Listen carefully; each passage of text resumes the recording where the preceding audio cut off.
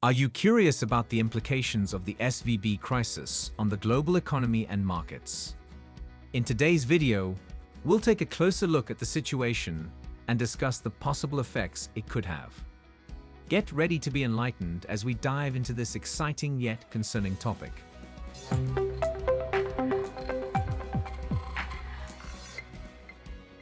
Hello, and welcome to Business Phil. Before we begin, please subscribe to the channel and click the notification bell to receive more amazing content. Now, let's get started with the video. Silicon Valley Bank has served the tech industry for 30 years.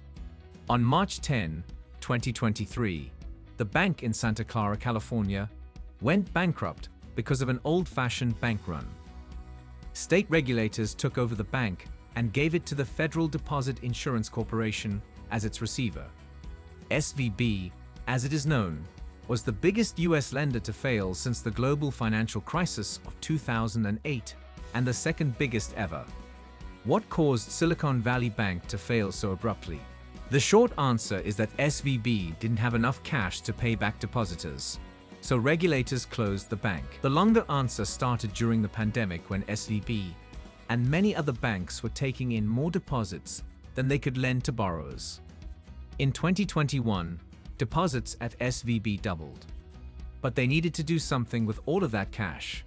So instead of lending, they invested in ultra-safe U.S. Treasury securities.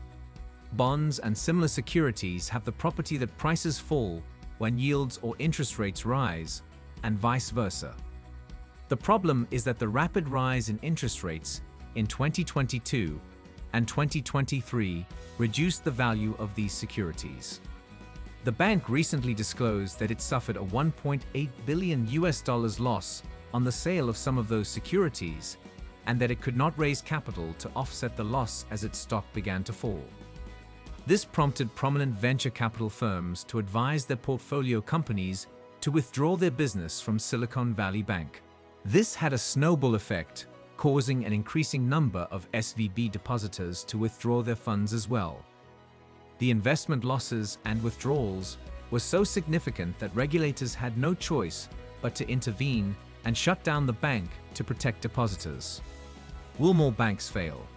SVB was the 16th largest bank in the United States at the end of 2022, with $209 billion in assets. That may appear to be a large sum, and it is, but it represents only 0.91% of all banking assets in the United States. So there is little chance that the failure of SVB will affect other banks.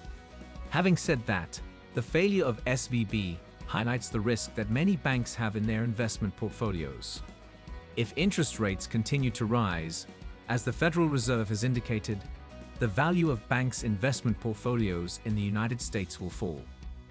While these losses are only on paper and will not be realized until the assets are sold, they can still increase a bank's overall risk. The amount by which the risk rises varies by bank.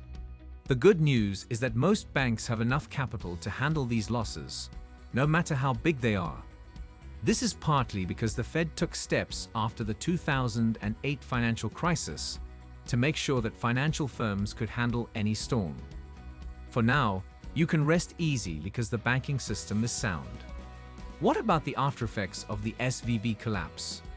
The collapse of SVB was felt right away in the startup world, where many new businesses are having trouble getting funding and access to capital. The loan portfolio of SVB, which includes a lot of high-risk projects, has been messed up, leaving many businesses without the money they need to grow and thrive. But the effects of the collapse are much more far-reaching in the long run.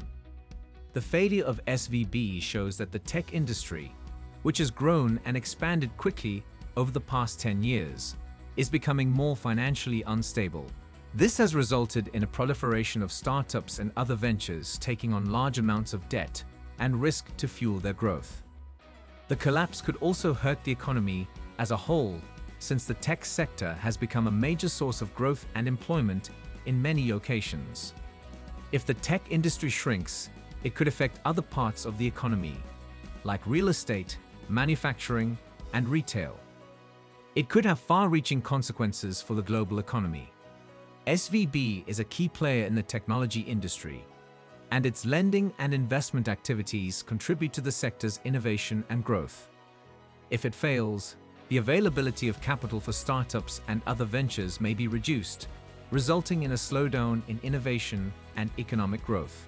The failure of one of these banks shows the risks that come with this model and raises important questions about how to best finance and support innovation in the future. It's still too early to tell how big of an effect the bank's failure will have on the global and national economies. What are your thoughts on the video? Do you think the United States will be able to deal with the banking crash? Tell us in the comments. Also, if you liked the video, hit that like button and subscribe to our channel for more. Thanks a lot for tuning in. See ya later.